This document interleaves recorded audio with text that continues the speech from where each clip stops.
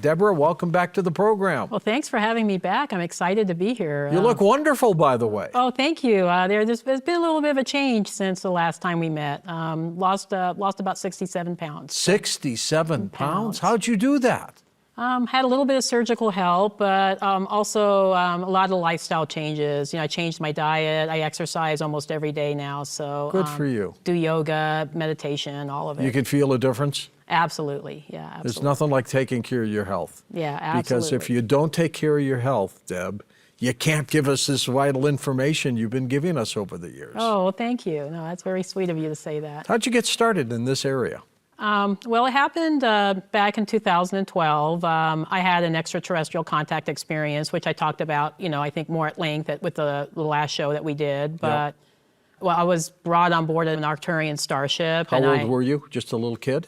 No, I was 50. I was 50 years old. Whoa! Yeah, I was 50. Happened later in life for you. Yeah, it happened later in life. 50 years old. Yeah, it took me a while to wake up, but yeah, I was on board the ship, encountered extraterrestrials, and ever since after I had two experiences on board the ship. So the first one was in June 2012.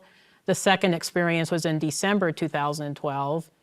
And ever since after that, I started having my extrasensory perception just increased 100-fold. It was like I was seeing auras, I was picking up, and it's like something just turned on. Yeah, absolutely. How did they select you?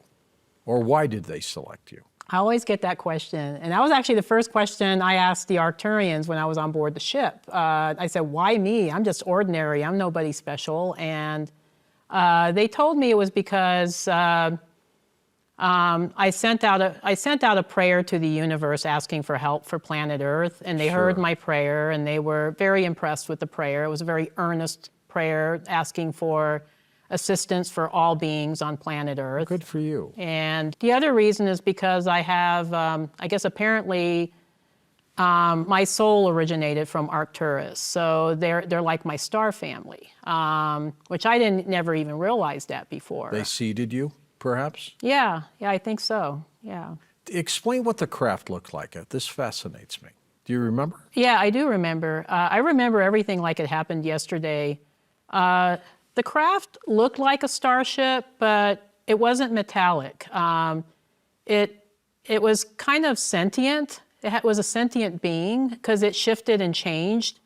And it was made of light. And it was made of plasma-like material, so it was very kind of fluid, and it would shift and change. It kind of read your mind, and it was kind of directing me towards a certain room, so I just kind of followed along. And it was technology I've never seen before. It was incredible, George. It was just incredible. Were there other beings on the craft? Yeah, there was. When I was directed to the room, there was five extraterrestrial beings that didn't look human. I mean, they were obviously not human.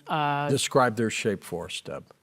They had larger heads, smaller bodies, the bodies were kind of insignificant. The typical alien gray?